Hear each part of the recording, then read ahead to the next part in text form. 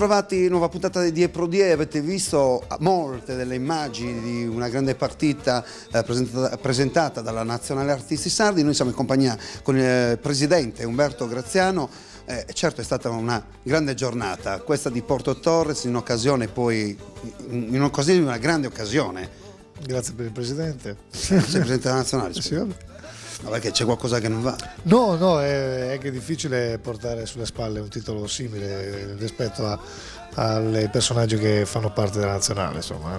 Ma qualcuno doveva pur prendere in mano una situazione. Qualcuno doveva pur prendere il calcio in testa. No, anche perché quest'anno si festeggiano praticamente 10 anni. L'anno prossimo, sì. L'anno prossimo. 10 anni. Ci stiamo già preparando. Ci stiamo già preparando psicologicamente, ma non solo. Cos'è cambiato da 10 anni fa a oggi? E poi andiamo a parlare anche di questa partita. Cosa è cambiato? È cambiato ben poco. Diciamo che magari nei primi 5-6 anni facevo tutto da solo, adesso magari...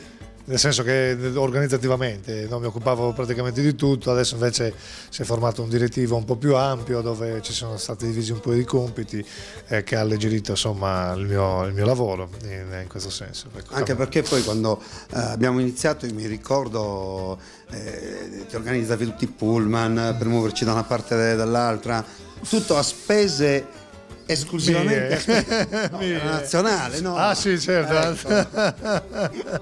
Allora, Nazionale Artisti Sardi è importantissima per noi questa squadra, perché comunque si lavora per fare qualcosa per il prossimo. Certe volte si fa tanto, troppo, ma si ottiene poco. Invece la Nazionale fino ad oggi, devo dire, ha riscosso grandi consensi e ha recuperato anche un po' di denari, diciamo le cose come stanno.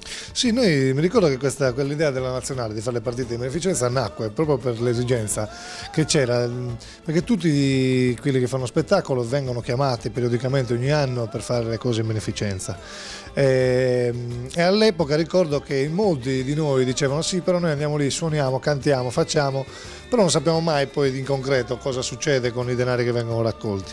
Ecco perché è nata la Nazionale Artisti Sardi, per poter comunque offrire il nostro lavoro per solidarietà, però nel contempo avere bene in mano chiara la situazione e capire dove vanno a finire i nostri sforzi. Ecco, questo è il motivo per cui nasce la Nazionale. Infatti negli anni poi abbiamo organizzato delle cose come associazione no profit e abbiamo realizzato anche delle opere interessanti. La prima in assoluto, tu ricorderai, è quella della macchina, perché la Nazionale nasce proprio con l'intento di aiutare gli anziani che vivono soli e i bambini orfani. E infatti la prima opera che facemmo con le partite inaugurali a Castelsardo, attraverso anche il contributo del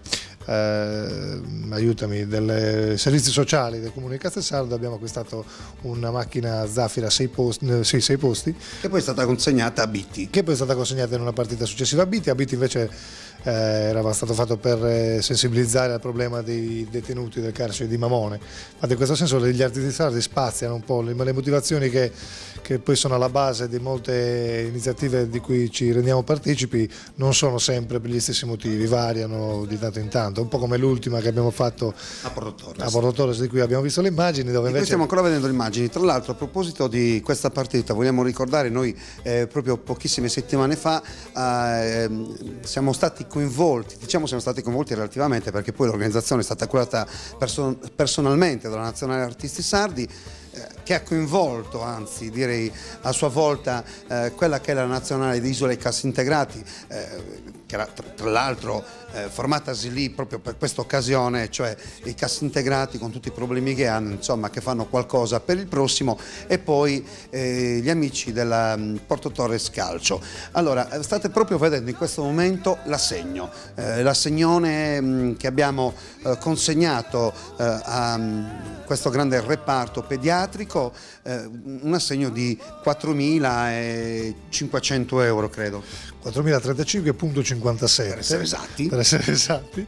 Intanto stiamo vedendo proprio l'immagine del reparto. Bene, ci tengo a sottolineare il fatto che le nostre iniziative si basano su un principio fondamentale, almeno per quanto riguarda l'aspetto economico-finanziario dell'organizzazione, cioè a dire le offerte che il pubblico ci dà, vuoi che siano ingressi, vuoi che siano offerte o altro, vanno interamente devoluti, mentre le spese che sosteniamo per organizzare, quale ad esempio la stampa di manifesti, piuttosto che dei biglietti, pubblicità e quant'altro, affissioni, vengono sempre sostenute dagli sponsor.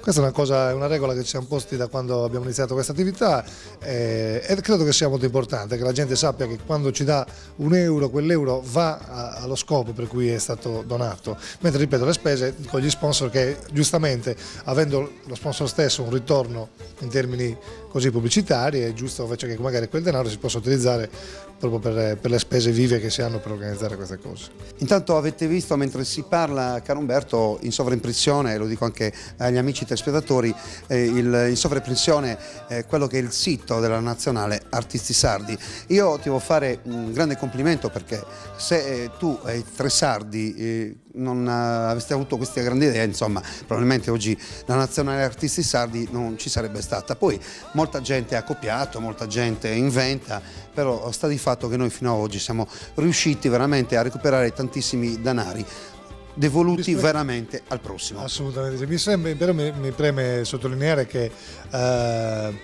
questa idea non è nata solo da me.